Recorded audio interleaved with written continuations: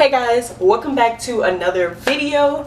I am finally going to be filming my labor and delivery story time for you guys. I'm in a different place right now, but that's besides the point. This video is probably going to be really long, or at least like 35 minutes long. So yeah, you might want to put me on like 1.5 times speed, or just sit down and get you something to snack on, because it's going to be a long story time. So without jumping right in, before I jump in, make sure you guys subscribe if you aren't already subscribed, and leave me a comment down below of what you guys would like to see next.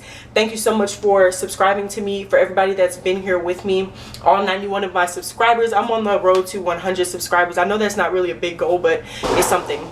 So I'm doing laundry at the same time, but I'm just gonna go ahead and jump right into the story time.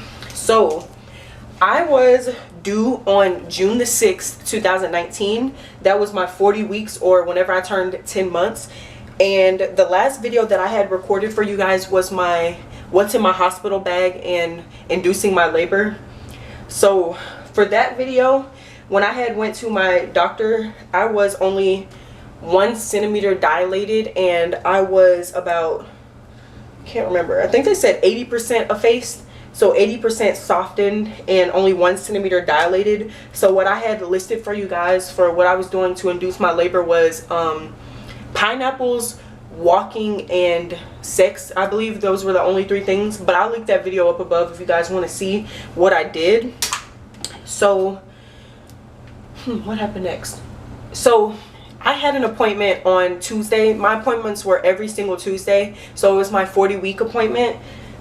It was Tuesday, June the 4th, I believe. Yeah, Tuesday, June the 4th was my doctor's appointment. And Monday morning around 5:30 or like 7.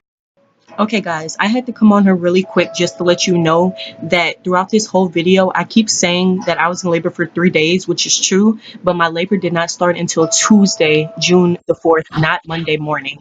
Okay. In the morning, it was pretty early, I don't remember the exact time, I started having contractions. And I do have some footage of, you know, everything that was going on. I don't have a lot of footage. I wasn't able to film my actual labor and delivery because of, you know, you'll hear in the story what the heck happened, but this is what I got. So I'm going to insert in the clips from this day of what I did have.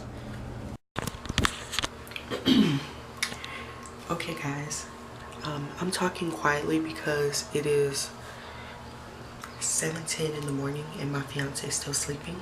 I hope you can still hear me. Today is Tuesday, June the 4th, and I am thinking that I'm in labor.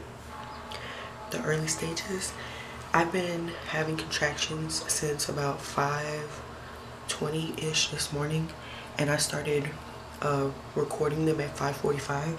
So right now my contractions are about 13 minutes and 20 seconds apart and lasting about 1 minute and 17 seconds. I am a first-time mom, so I'm new at all of this. I don't know what to expect, but I do know that you're supposed to follow the 511 rule, which means you're having contractions every 5 minutes for 1 hour, and they last 1 minute before you go to the hospital.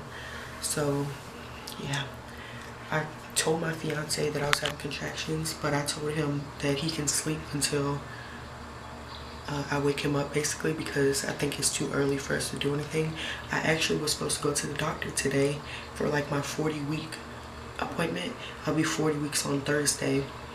So yeah, I'm about to go and get me some breakfast. I'm just gonna make some grits, and then I'm gonna sit in the living room and eat and like watch TV while labor progresses, I guess. But I think I'm gonna bounce on my exercise ball to kind of help speed things along. But let me show you guys my stomach, because this may be the last day with it.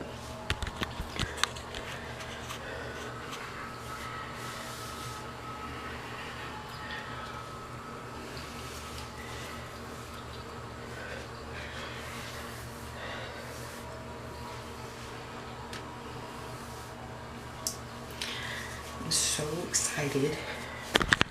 I'm so excited to meet my baby today. Baby girl, we're ready for you. See you guys later. Okay, so as you guys had just seen, I had started having contractions.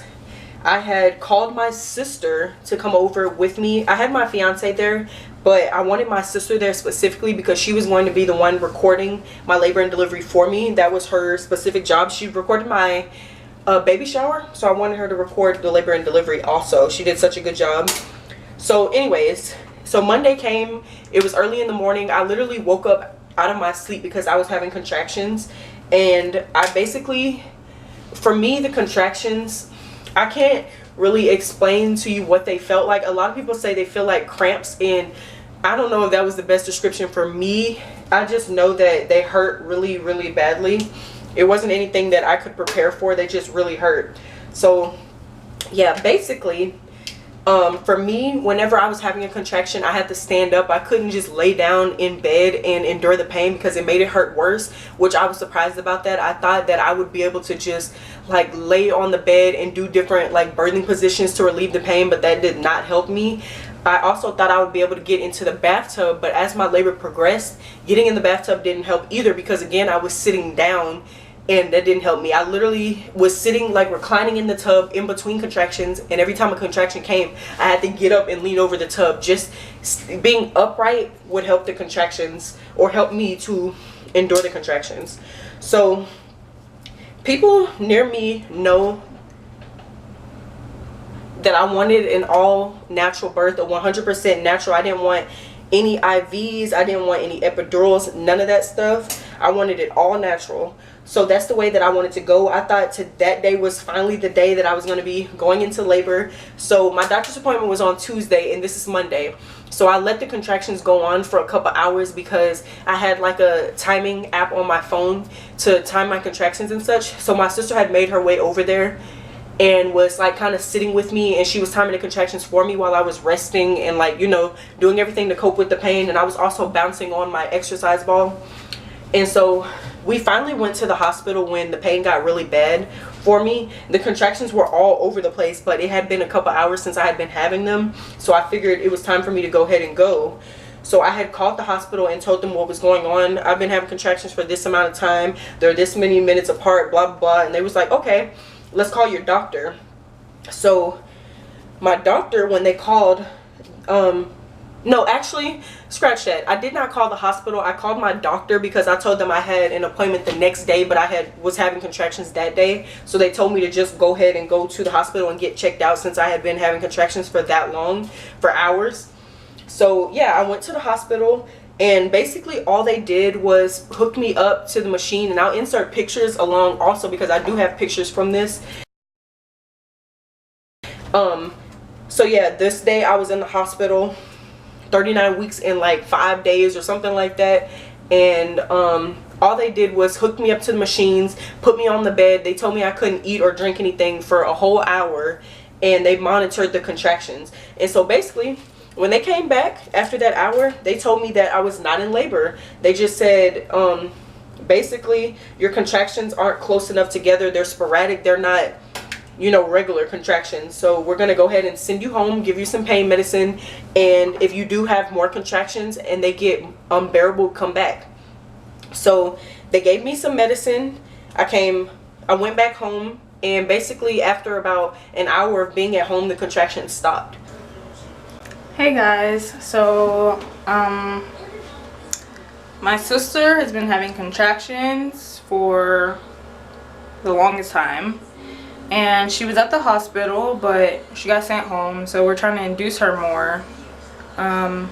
She is 1 centimeter dilated, and her cervix is 80% thinned, so that's good for us. She's in there right now on the exercise ball trying to get induced more. But yeah, we'll let you guys know what happens. So me being me, I wanted the baby to come. I didn't want them to stop my contractions. Like, I wanted her to come out. So I started doing things again. I started jumping on my exercise ball. We were going to go for a walk. I tried to have sex, but to be completely honest with you, it was extremely painful for me, like to the point where I would cry. Like, it hurt so bad. It wasn't enjoyable at all. But I mean, it wasn't supposed to be enjoyable. It was to get the baby out. But yeah, I could not do it. It was that painful. So yeah, I basically just sat in bed, rested a little bit. I did get in the tub in some warm water kind of to bring the baby down, stuff like that. I did everything that I could, and the contractions didn't come back basically. So my sister stayed the night with me to kind of just watch me in case I went back into labor. And mind you, my sister works an 8 to 5 job every single day, so she was missing work all these days that I was in labor and not having the baby, which I felt bad for, because I'm like, you just missed work today and I didn't have the baby. Like, you were just here and nothing happened. So the next day comes. Well, it's not even the next day. It was in the middle of the night. I started having contractions again. And again, it's early in the morning. So I start having contractions again. And we start timing them. So basically, I get out of the bed and I go get in the bathtub and I wake my sister up and I'm like, hey, I'm having contractions again. Can you time them? And she's like, okay. So I'm in the bathtub and she keeps coming in to check on me. She's tired. I'm tired. My fiance's tired because he was working and he was tired and trying to keep up with me. So I'm in the tub and I'm like, hey, start the contractions. And she's like, okay. Hey, stop the contraction. That's what we were doing for a couple hours. And then after a while, I was like, guys, this hurts really bad. We need to go to the hospital again. So went to the hospital again, got monitored for an hour. Same thing. You're not in labor, ma'am. You're just having contractions, but they're not close enough together. Your cervix is still 1 centimeter. I was still 1 centimeter, did not dilate any. So sent me back home, gave me a stronger dosage of medicine because my pain was at like a 7 and the day before was only at a 5. So they gave me more medicine. Same thing again. If you have contractions, come back. So here you go again. I don't even have to tell you. 3 days in a row, Monday through Wednesday, I was having contractions, went back to the hospital. Same thing, you're not in labor, blah, blah, blah. So they sent me back home.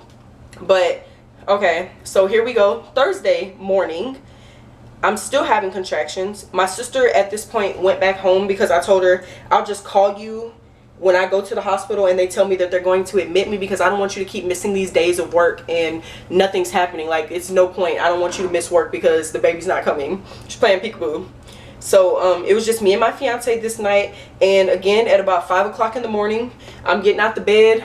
Oh my gosh, my stomach's hurting really bad. I had to keep, it was really tiring. By this day, I was in labor for 3 days, guys. Monday, Tuesday, and Wednesday, I was in labor, and it was not fun. It was definitely really tiring because I could not sleep because I was in so much pain. These contractions hurt. Even if they tell you you're not in labor, I'm still having contractions, so I don't know what it was. It was contractions, but I guess it wasn't close enough together and my cervix wasn't dilating, so it wasn't in labor for them, I guess. So basically, my fiance is asleep and I get up out the bed and then I'm having a contraction. Like, it was so bad, I rolled over out the bed to go run into the bathroom because that's where I was going. You know, I was like looking in the mirror like, girl, you can do this, you know, breathing through the contractions like I had seen on all those videos. So I got up to go to the bathroom and my water broke right there on the bed, and I have a picture of that. If you don't want to see this, you need to look away. So here's the image right here. My water broke. So broke on the bed, and then I stood up and I was like, oh my gosh, I think my water just broke. And my fiance was like, what? And I'm like, turn the light on, because it was like 5 o'clock in the morning. It was dark. He was sleeping. We turned the light on, and then I ran into the bathroom because I was still having the contraction through the water, through my water breaking. He said, yeah, there's a gush of fluid on the bed. So I was like, okay, let me call the hospital. So I called the hospital and told them, I think my water just broke. And they were like, okay, what happened? And I was like, I stood up, I was in the middle of a contraction, and then just fluid just came out. And they were like, okay, well, if you think it was your water, then you need to go ahead and come to the hospital. So I said, okay. So I told my fiance, we need to go to the hospital now. So before we went to the hospital, I went ahead and took a shower because I didn't want, you know, them to be looking all down there, and I didn't feel clean. Like, I was in labor for 3 days. I was a little tired and a little, you know, sweaty, stuff like that. So I took a shower to refresh myself and then put on some clean clothes, got my hospital bag, got the baby's car seat, everything that we needed, and then we got in the car and went to the hospital. Mind you, the hospital is only like a 5-minute drive from our apartment. It's literally like 5 minutes and 30 seconds if you don't have any lights or anything. So we drove to the hospital, and this third day that we were at the hospital, or the fourth day now because this is Thursday, even though it was really early in the morning, it was like it was about 5:30 when my water broke, and about 6 something, like closer to 7 by the time I made it to the hospital, because like I said, I was taking a shower, blah blah blah, all that stuff. So Made it to the hospital. We were inside of the admitting waiting room because you have to go through admitting to get all your paperwork and stuff, and then they send you up to labor and delivery. And I was having contractions like back to back. I was like, oh my gosh, the baby's about to come now. I'm 10 centimeters dilated. We need to go. So we sat down and waited for somebody to come through admitting because it was just me, my fiance, and then another lady and her daughter there. So the lady seen me having contractions, so she told her daughter to wait here, and she went and like was like, hey, they need help out here. So somebody came out and saw that I was in labor, and they told my fiance to fill out all my paperwork, and they sent me up. They wheeled me up to labor and delivery, and they got me into a room. Okay, I'm gonna go ahead and move to a different location and start this back. Okay, so there's gonna be a lot of background noise, but anyways, where was I in the story? We made it to the hospital. They checked me into my room, and they were kind of monitoring me again, which I was like, oh my gosh, you're gonna send me home again because these contractions are irregular. Like, guys, I was having contractions that were like 15 minutes apart, and then I was having some that were like 2 minutes apart, some of them that were lasting like 45 seconds, and then some that were lasting like a minute and 30 seconds long. It was all over the place. So yeah, I felt like they were gonna send me home again, but since my water broke, or I thought my water had broke, then I was like, okay, if my water broke and my contractions are all over the place, they're just gonna induce me, which I didn't want. I just wanted everything to happen naturally so that I wouldn't have to be stuck to the bed. I wanted to be able to get out of the bed when I had a contraction and walk around, stuff like that. So yeah, when I got into the room, I had a very strong contraction, so I was like, you know, doing all that and tensing up. And if you've had a baby before, then you know that when you have contractions, you're not really supposed to work against them, because it's doing what your body, you're working against your body basically. You're supposed to kind of surrender to the contractions and let them happen and let your baby come down, because that's all they're doing is squeezing to bring your baby down. So if you're tensing up like I was doing, then you're kind of stopping your baby in their tracks so that the baby's not coming down. So when that happened and I was tensing up, one of the nurses came in and she was like, no, we're not gonna do that. And she was an older black lady. And I thought that was really funny, but not in the moment. In the moment, I was a little irritated. But she was like, breathe. And so I was like, that's all I did. That's exactly what she told me to do during the contraction. She said, just relax your body and breathe through it. And a lot of people will tell you breathe like they say in movies and stuff, but that does not work. I mean, it may work for some people, but basically what they're trying to get you to do is focus on something else outside of the pain. But for me, you still feel the pain, you're just not really focusing on it. You're just focusing on breathing and like relaxing your body, but it hurts really badly. You cannot exaggerate that enough. So what happened after that? So by this time, my fiance made it into the room, and he was like, should I call my mom now? Should I call your sister? All these people. And I was like, no, let's not call anybody yet. Let's make sure that I'm in labor first. So I let them monitor me, and then they came in to do my little swab test, or to see if my water had broken. And I thought they were gonna use that little strip where they like put the strip inside, and then if it turns blue, then that means your water broke. But they didn't. They did like a cotton swab or something, and then they said what did she say? They had to send it to their lab, which was gonna take like 15 minutes, and then they'll let me know if I was in labor. So I was like, so I have to wait again. And then at that time I couldn't eat anything. But I mean, when you're having contractions that bad, then you're not interested in eating. And that was what was happening those past 3 days. I was not like, oh, I'm having contractions, let me go get me a big old pizza or all this stuff. I was not interested in food at that time. But moving along. So what happened next?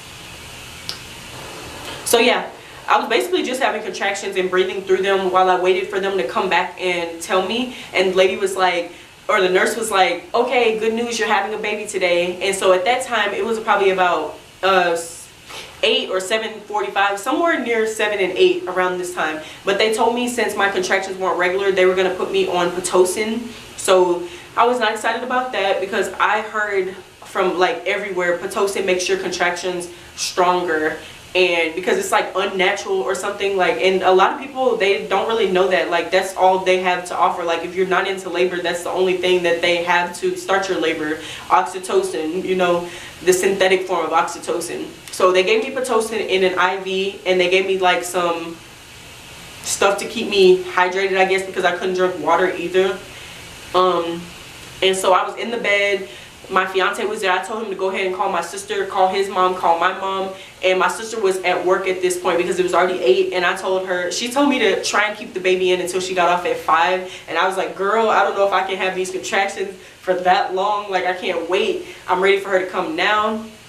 And she was like, okay. And I was sad because I really wanted her to film it for me. And my fiance wasn't interested because he doesn't really like being on camera that much. But I'm gonna try and get him in some future vlogs. But yeah, so we called his mom and she was like, okay, I'm on the way. His mom was so excited and she wanted to be there. So I called my mom, everybody. And so my mom tried to find her ride up there and somebody to watch my brother because he's 5. And they told me that the only people, like the only kids that can be in the room are kids of the baby that's being born. I mean siblings of the baby that's being born. So my brother wasn't allowed to be in the room, so my mom had to find somebody to watch him, find a way up to the hospital, all this extra stuff. So my fiance's mom came and she was there with me during my labor part of it. And then when my mom came, they switched off so that my mom could be in the room and my fiance, because they told me I can only have 2 people there with me when I was pushing.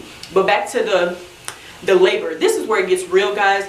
I tapped out basically. I told you guys I wanted it all natural, but being in labor for 3 days, I was physically exhausted. Like, I'm like, I cannot do this. I cannot have these contractions all this time and then push this baby out natural. Like, I need something.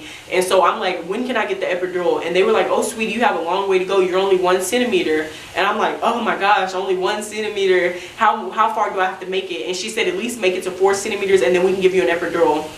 So my doctor comes in a little while to check me. And well, before my doctor comes in, they checked me. I was 1 centimeter. Okay, so when they back up, I was 1 centimeter all 3 of those days, but this day when I came in after my water broke, I was 2 centimeters. So it wasn't much of a change, but I can tell I was moving in the right direction. They put me on the Pitocin. I was in the bed having these contractions. My doctor comes in a couple hours later. It's probably like 10 or 11 at this point, and I had been having contractions those 3 days plus a couple hours that day, plus the Pitocin. So my doctor comes in and he checks me and he's like, wow, you're 8 centimeters. And I was like, what? And the nurse was like, check that again. So he checks me again and he was like, oh my bad, you're only 4 centimeters. And I was like, oh my gosh. And I was like, so I can get the epidural? And they were like, yes, let's go ahead and get you tested. But the nurse had bad news for me, guys. They told me that I had low platelets or something like that, and I did not know what that meant. But basically they said it has something to do with my spine and like the fluid in there. So they said, we're gonna retest you again, and if you still have low platelets, then we can't give you an epidural. And I was like, why not? And again, they explained to me why not, like what the low platelets were and what it affected. And basically it was just something with my spine and the fluid, the spinal fluid. And they said that the anesthesiologist wouldn't want to risk it because something, I'm not sure. But long story short, she came back in and was like, I have some bad news for you. And I was like, no. So I have to do it all natural. And she said, we can give you something in your IV that'll take the edge off, but you're still going to feel everything. And I was like,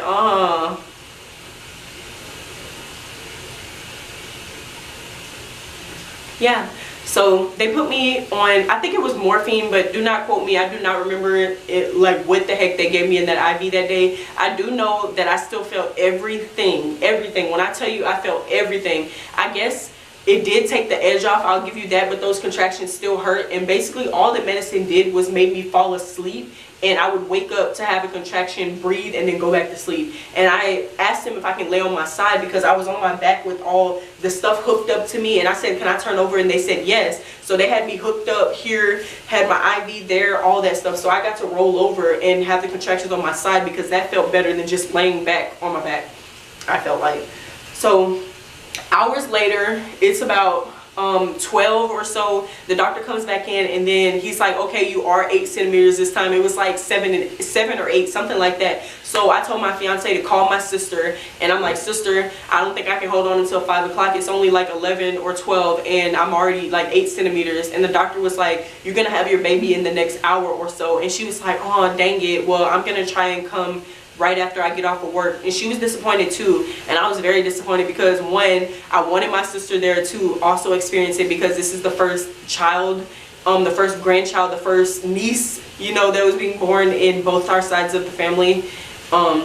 So yeah, she wasn't able to come, and then nobody in the room was filming my labor and delivery for me, and I was not about to pick up that camera myself and be like, hey guys, I'm in labor, oh, contraction.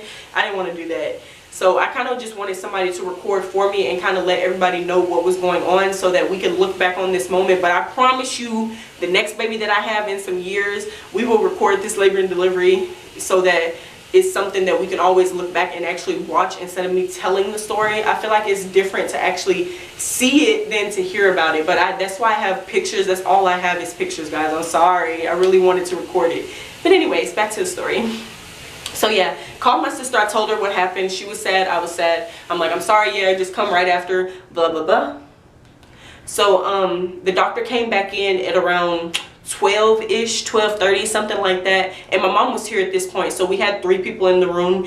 And so his mom was going to step out. She said she wanted my mom to be there when I was pushing, since I can only have 2 people. And of course I wasn't going to kick my fiance out because it's our first baby, you know, like he's important too. So I wanted my mom there to experience so that she could help me basically, because she knows me. That's my mom, you know. So yeah, the doctor came in and he was like, okay, you're 10 centimeters. And you would think I would be like, yes, time to push. But no, I was so tired. And that medicine, the Pitocin, 3 days worth of labor, like finally we're here at this moment. They're like, you're 10 centimeters, time to push. And I'm just like, oh yeah, time to push. So that wasn't even the worst part. The contractions wasn't the worst part. You have to actually push a watermelon out of your small vagina. So yeah, I wasn't really excited about that part. But anyways, so here we go. They told me to put my legs up on the thing. I have a picture of that too. Put my legs up on the thing. And then when my mom came in the room, she actually started recording for me and taking pictures, but it wasn't on this camera. So the pictures that you guys are looking at are from my Android. And I know the pictures aren't the best quality, but it's still something. It's still a memento from the occasion. So yeah. So yeah, put my legs up on the thingy, and then I scooted down a little bit, and then my doctor was like, okay, whenever you feel a contraction, I want you to push like you're taking a bowel movement, like you're taking a poop, and we're gonna count to 10. Yeah, blah blah blah. So yeah, they still had me hooked on to the Pitocin because my contractions were still irregular on their own, so they still had me on that so the contractions would come.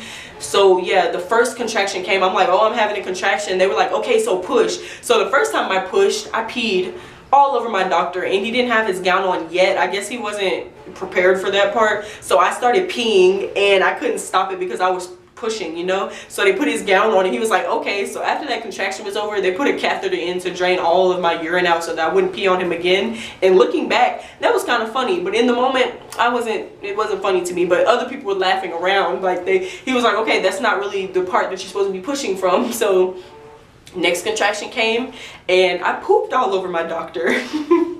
Like I was pushing so hard, it was just poop, just pooping. So yeah, in front of my mom, in front of my fiance, my doctor. Pretty sure my doctor's seen that before, but he said, and I quote, at least we know you're pushing from the right area this time. So yeah, that was nice. So I pushed, and then probably the 3rd or 4th contraction, I got it right that time. I was actually pushing, trying to push my baby down, and my fiance tells me now that I was pushing for a good hour, but to me it felt like 10 minutes, 30 minutes, something like that, because I kept blacking out. It's because I blacked out a couple times because when I was pushing, I was holding my breath, and you know when you're holding your breath and pushing really hard, your face gets red, all the blood rushes up there, and you could pass out. So that's what I kept doing. I'm just like, like that's what I kept doing, and they're like, okay, push. And so what was happening was I would push the first 2 times perfectly because I had 10 seconds to push. I'd push the first time, push the second time, and then I would get tired and I could not push the 3rd time. And what kept happening was I would push my baby down a little bit, and then I would give up, and then my body would suck her back in. So they were like, okay, well, we need you to push long enough to bring the baby down enough to where I can see her head. And my doctor told me he would vacuum her out, and I didn't want her to be vacuumed out, but hey, I was pushing for a long time and I was getting really tired. They actually had to put oxygen on me because I kept holding my breath, and I just kept saying, I can't do it, I'm tired. I was crying, I was sweating, it hurt. Like I thought the contractions would actually work with me at this point when I'm pushing. I'm like, okay, so the baby's all the way down, like help me. But they said she was still high up, even though my cervix was completely open and like thinned out, she was up pretty high. And I asked the doctor if I can lean back a little bit, because no, like lean up, because they have you flat. Like I'm like, how can you poop or push flat on your back? So I asked them if I can sit up, and they said yes, do whatever's comfortable for you. So yeah, I'm pushing and I'm pushing, and the baby is just not coming out. She was working against my body. She was not trying to come out yet, but yeah, I was tired. So he got the vacuum, and I'm pushing, and he's like pulling her with the vacuum. And when I tell y'all, they tell you about that ring of fire, I only felt it for a second, but that stuff right there really is a ring of fire. Like, it feels like your whole vaginal opening is on fire. Like, all of this is fire when your baby's crowning. And then I guess, so he helped me push, pull, you know, I'm pushing, he's pulling. So that happened, and I only felt it for like a second or two, and it hurt, and I cried a little bit. I'm like, like ugly cry. And then I pushed one more time, and then she came out and she was screaming, and I was like, oh my gosh, my baby. Like, it was so emotional. Like, I cried. And they put her on my chest,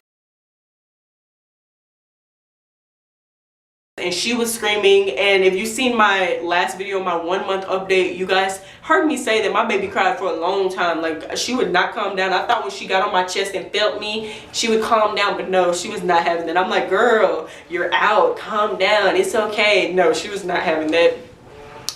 But yeah, I have a couple of videos to include at the end of this video. My baby girl was born on June the 6th, her due date, 40 weeks. She was 21 inches long, and she was really pale skinned. I was like, where did that come from? But my mom was like, all y'all came out like that too. So she's gonna darken up a little bit, because me and her father are kind of dark, and she came out really bright. So yeah, and her hands were really big, her feet were really big, her face, everything was really swollen. She was so cute. I love her so much. So yeah, I'm going to include those videos at the end and some of the pictures from the day she was born. But guys, that pretty much is my whole story time. I loved everything that happened. I wouldn't change anything. It was really, really hard, but I still kind of got the birth that I wanted. It was still natural a little bit. I still didn't get an epidural. So yeah, I guess that morphine wasn't fully natural, but it helped. Like, do what you need to do in that situation. Like, be flexible. So yeah, I'm sad that I wasn't able to record it, but hey, I'm able to record this and share the pictures and things that I can with you. And yeah, you guys will be seeing more of my family and I as we do a couple more vlogs and such. I only have a week left before I return to work, so things will start getting busy, and I'll be going back to college soon, so I don't know how much filming that I can do, but I'm still going to try and stick with my weekly schedule of every Saturday at 1:30. So if you made it all the way to the end of this video, you might as well subscribe and leave me a comment down below of what you would like to see next. Thank you guys so much for watching, and I'll see you next time. Bye.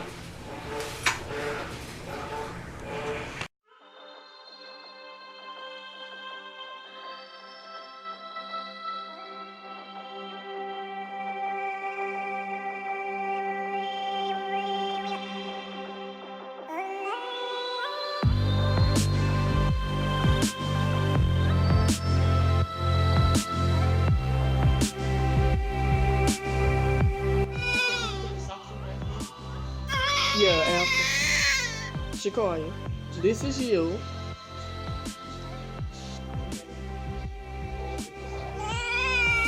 You were born on May the 6th. Oh, it's June the 6th, 2019, 1:12 p.m. 7.5 pounds, 21 inches long. Look at your face. Look at all that hair. Your mouth wide open, look like you're growing teeth. These people over here, these are your parents. This is your lovely mother. She was in labor 3 days. She looked kind of rough. It took y'all a while. This is your handsome dad. Hey, Dad.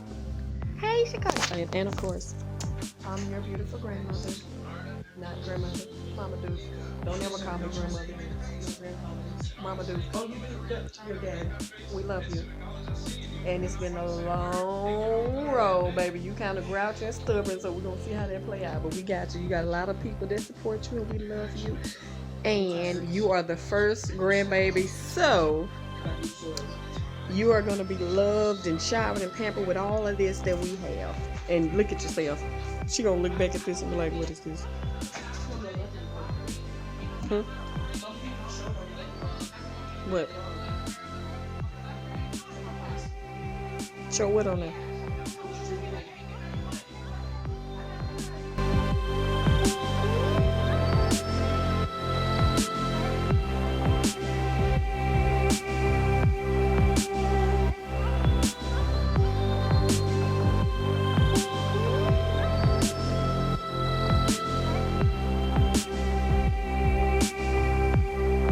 Say hello, world. Y'all mad. Tell my stubborn little baby. First, baby, my name is Mama, my grandma. Okay, she called. See y'all this noise you're so we gotta remember now to feed you, okay? Because you're kind of stubborn, okay? Okay.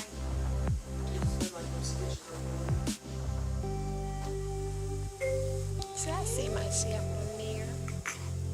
Who is this, Koya? Say my name, Koya. This me. She actually look at this girl. You been teaching her the phone already? You see her looking at the phone? I'm sorry, it's just not normal about the thing.